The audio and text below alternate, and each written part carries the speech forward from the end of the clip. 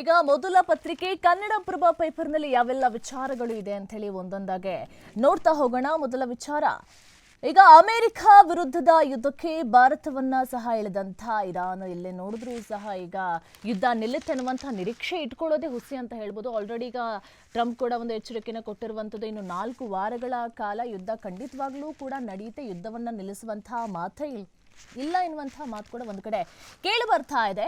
ಈಗ ಭಾರತದ ಅತಿಥಿಯಾಗಿ ನೌಕಾ ಕವಾಯತಿಗೆ ಬಂದಿದ್ದಂಥ ನಮ್ಮ ನೌಕೆಯ ಮೇಲೆ ಅಮೆರಿಕ ನಡೆಸಿದಂಥ ದಾಳಿ ಸಮುದ್ರದಲ್ಲಿನ ಕ್ರೌರ್ಯ ಅಂತ ಹೇಳಿ ಇರಾನ್ ಕೂಡ ಬಣ್ಣಿಸಿರುವಂಥದ್ದು. ಜೊತೆಗೆ ಯಾವುದೇ ಮುನ್ಸೂಚನೆ ನೀಡದೆ ನಡೆಸಿದಂಥ ಈ ದಾಳಿ ಬಗ್ಗೆ ಅಮೆರಿಕ ಪಶ್ಚಾತ್ತಾಪ ಪಡಬೇಕಾಗಿ ಬರಲಿದೆ ಅಂತ ಹೇಳಿ ಪ್ರತಿಕಾರದ ಮಾತುಗಳನ್ನ ಸಹ ಆಡಿರುವಂಥದ್ದು. ಈ ಮೂಲಕ ಭಾರತವನ್ನ ಯುದ್ಧ ವಿಚಾರಕ್ಕೆ ಇರಾನ್ ಕೂಡ ಎಳೆ ತಂದಿರುವಂಥದ್ದು. ನೋಡಿ, ಈಗ ಇರಾನ್ ಮತ್ತು ಭಾರತದ ಸಂಬಂಧ ಎಲ್ಲೋ ಒಂದು ಕಡೆ ನಶಿಸಿ ಹೋಗಿದೆ ಅಂತಲೇ ಹೇಳ್ಬೋದು. ಹಾಗಾದರೆ ಯಾತಕ್ಕೋಸ್ಕರ ಇರಾನ್ ಹಾಗೂ ಭಾರತದ ಸಂಬಂಧ ಕೆಟ್ಟು ಹೋಯಿತು?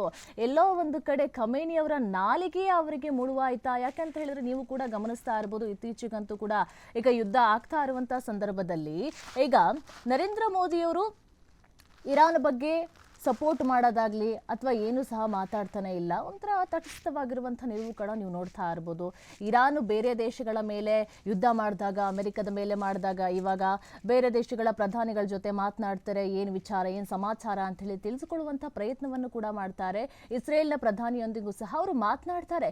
ಎಲ್ಲ ಒಂದು ಕಡೆ ಇರಾನ್ನೊಂದಿಗೆ ಯಾವ ಸಂಬಂಧವೂ ಕೂಡ ಇಲ್ಲ ಎನ್ನುವಂಥ ರೀತಿಯಲ್ಲಿ ನಡೆದುಕೊಳ್ಳೋದಕ್ಕೆ ಕಾರಣ ಏನು ಎಂಬ ಪ್ರಶ್ನೆ ದೊಡ್ಡದಾಗಿ ಉದ್ಭವ ಆಗ್ತಾ ಇದೆ. ಖಂಡಿತವಾಗ್ಲೂ ಕೂಡ ಮೊದಲು ಸಹ ಭಾರತ ಮತ್ತು ಇರಾನ್ನ ಸಂಬಂಧ ತುಂಬ ಚೆನ್ನಾಗೇ ಇತ್ತು.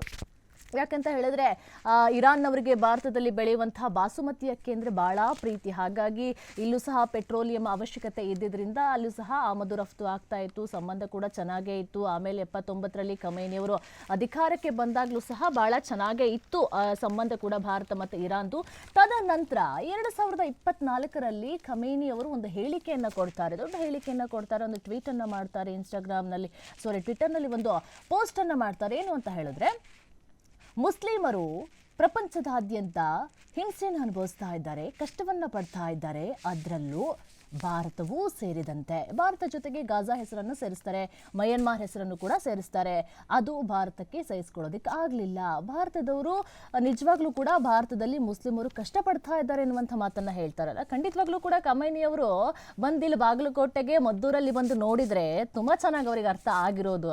ಅದೇನು ಸಹ ಗೊತ್ತಿಲ್ಲದೆ ಭಾರತದ ಬಗ್ಗೆ ಮಾತನಾಡಿದ್ರು. ಅದು ಎಲ್ಲೋ ಒಂದು ಕಡೆ ಪ್ರಧಾನಿಗೆ ಸಹಿಸ್ಕೊಳ್ಳೋದಕ್ಕೆ ಆಗಲಿಲ್ಲ. ಅದಕ್ಕೋಸ್ಕರ ಎಲ್ಲೋ ಒಂದು ಕಡೆ ಅದಕ್ಕೋಸ್ಕರ ಸಂಬಂಧ ಕಡಿತವಾಯ್ತಾ ಎನ್ನುವಂಥ ಪ್ರಶ್ನೆ ಕೂಡ ಒಂದು ಕಡೆ ಮೂಡ್ತಾ ಇದೆ. ಯಾಕಂತ ಹೇಳಿದ್ರೆ ಈಗಲೂ ಕೂಡ ನೀವು ಗಮನಿಸ್ತಾ ಇರ್ಬೋದು, ಈಗ ಇಸ್ರೇಲ್ಗೂ ಸಪೋರ್ಟ್ ಮಾಡ್ತಾ ಇದೆ, ಅಮೆರಿಕಕ್ಕೂ ಸಪೋರ್ಟ್ ಮಾಡ್ತಾ ಇದೆ, ಬೇರೆ ಬೇರೆ ಗಲ್ಫ್ ರಾಷ್ಟ್ರಗಳಿಗೂ ಕೂಡ ಏನಾಯಿತು, ಏನು ಸಮಾಚಾರ ಅಂಥೇಳಿ ವಿಚಾರಿಸ್ಕೊಳ್ಳುವ ಕೆಲಸವನ್ನು ಸಹ ಪ್ರಧಾನಿಯವರು ಮಾಡ್ತಾ ಇದ್ದಾರೆ. ಈಗ ನೋಡಿದ್ರೆ ಇರಾನ್ನ ಸಂಬಂಧದಲ್ಲಿ ಎಲ್ಲೋ ಒಂದು ಕಡೆ ಕೊಂಕು ಕಾಣಿಸ್ತಿದೆ ಅಂತಲೇ ಹೇಳಬಹುದು. ಅಮೆರಿಕದ ಕ್ರಮಕ್ಕೆ ಪ್ರತಿಕಾರವನ್ನು ಕೈಗೊಂಡಿರುವಂಥ ಇರಾನ್ ಉತ್ತರ ಪರ್ಷಿಯನ್ ಕೊಲ್ಲಿಯಲ್ಲಿ ಅಮೆರಿಕದ ತೈಲ ಟ್ಯಾಂಕರ್ ಒಂದನ್ನು ಒಡೆದು ಮುಗಿಸಿರುವಂಥದ್ದು. ಅಮೆರಿಕ ನಡೆಸಿದಂತಹ ದಾಳಿಯ ಕುರಿತು ಗುರುವಾರ ಪ್ರತಿಕ್ರಿಯೆ ನೀಡಿರುವಂತಹ ಇರಾನ್ನ ವಿದೇಶಾಂಗ ಸಚಿವ ಅಬ್ಬಾಸ್ ಅಫಾದ್ಗೆ ಇರಾನ್ ತೀರದಿಂದ 2000 ಮೈಲಿ ದೂರದಲ್ಲಿ ಅಮೆರಿಕ ದಬ್ಬಾಳಿಕೆ ವರ್ತನೆಯನ್ನ ತೋರಿದೆ. 130 ಮಂದಿ ನೌಕಾ ಸಿಬ್ಬಂದಿ ಇದ್ದಂಥ ಭಾರತದ ಅತಿಥಿಯಾಗಿದ್ದಂಥ IRIS ಡೇನಾ ಯುದ್ಧ ನೌಕೆಯನ್ನ ಅಂತಾರಾಷ್ಟ್ರೀಯ ಸಮುದ್ರದಲ್ಲಿ ಯಾವುದೇ ಮುನ್ನೆಚ್ಚರಿಕೆಯನ್ನು ನೀಡದೆ ಮುಳುಗಿಸಲಾಗಿದೆ. ಇದು ಸಮುದ್ರದಲ್ಲಿ ನಡೆಸಲಾದಂಥ ಕ್ರೌರ್ಯ. ನನ್ನ ಮಾತನ್ನ ನೆನಪಿಟ್ಕೊಳ್ಳಿ, ಅಮೆರಿಕ ತಾನು ಆರಂಭಿಸಿದ ಈ ಮಾದರಿಗೆ ಮುಂದೆ ಪಶ್ಚಾತ್ತಾಪ ಪಡುವಂಥ ದಿನ ಬರಲಿದೆ ಅಂಥೇಳಿ ಎಚ್ಚರಿಕೆಯನ್ನು ಸಹ ಕೊಟ್ಟಿರುವಂಥದ್ದು. ಹಾಗಾದರೆ ಯುದ್ಧ ಯಾವಾಗ ಕೊನೆಗೊಳ್ಳುತ್ತೆ, ಇನ್ನೂ ಸಹ ಎಷ್ಟು ಸಾವು ನೋವುಗಳು ಆಗುತ್ತೆ, ಅಲ್ಲಿ ಸಹ ಜನ ಜೀವವನ್ನು ಕೈಯಲ್ಲಿ ಹಿಡ್ಕೊಂಡು ಬದುಕ್ತಾ ಇದ್ದಾರೆ. ಒಂದು ಕಡೆ ಖಮೇನಿಯನ್ನು ದ್ವೇಷ ಮಾಡುವಂಥ ಜನ ಒಂದು ಕಡೆ ಆದರೆ, ಖಮೇನಿ ಪರವಾಗಿ ನಿಂತ ಜನ ಎಷ್ಟೋ ಜನ ಇದ್ದಾರೆ ಕೂಡ.